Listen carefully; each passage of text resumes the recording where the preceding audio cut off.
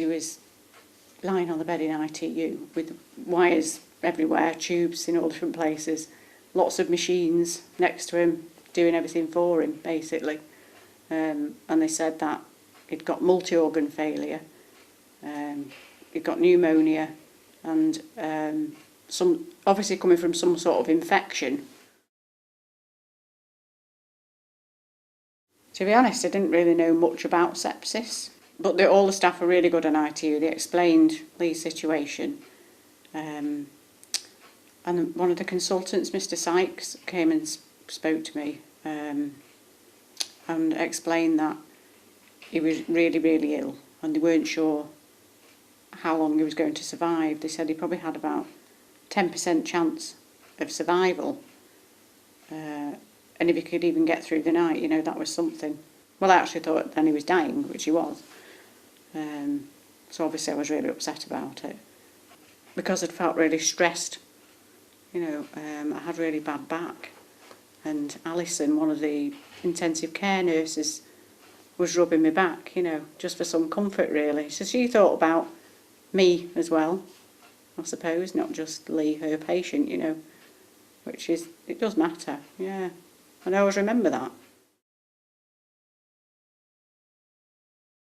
He was on Ward 6 at Wansbeck, and he started to come into reality a bit more, Lee.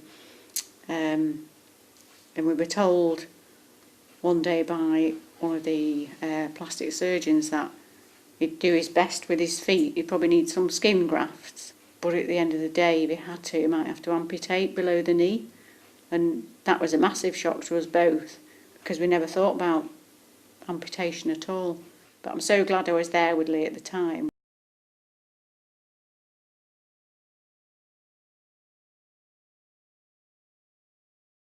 When he went in for this amputation at North Tyneside, that was a strange time, because I remember Lee sat on the edge of the bed and just kind of getting a bit upset about his leg really, and you know, he's not going to have it in a few hours.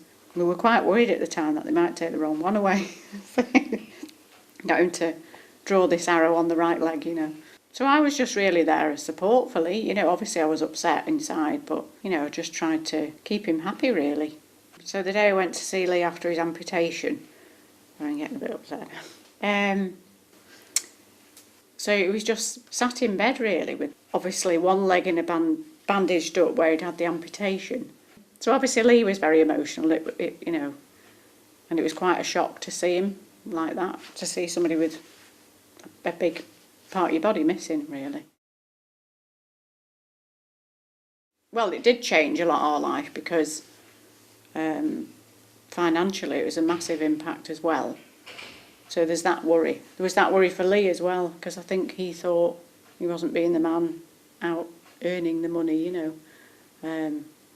So he'd lost his leg, part of his foot, and also lost his business.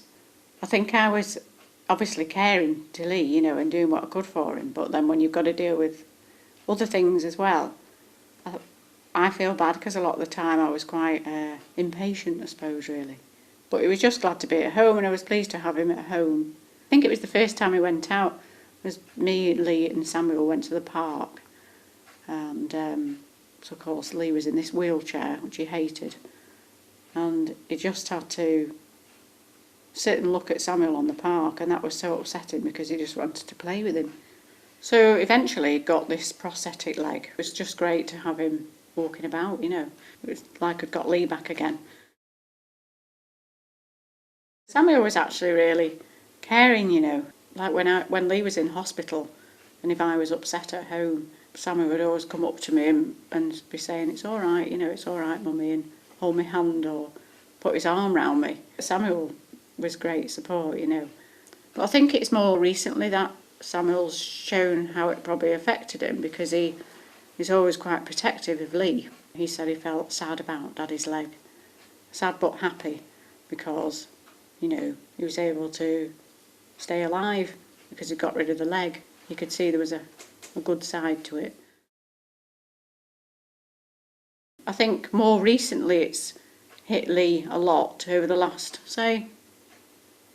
over the last year really, or 6 months. And he'd become quite depressed. He's not been the same person at all. I kept pestering him about going to the doctors. So eventually gave in, and he did. I think he realised, yeah, I do need to do something about this. And he started on some antidepressants, and it was just amazing, really. 3-4 weeks later, it's like I got the old Lee back again. And it also, he's been seeing a psychologist, once a week. And she's been amazing as well, making him deal with how he looks, because that's been a big issue to Lee. Everyone that was involved in Lee's recovery were amazing, really.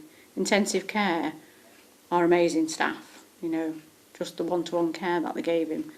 But they don't just think about the patient, they think about the family as well.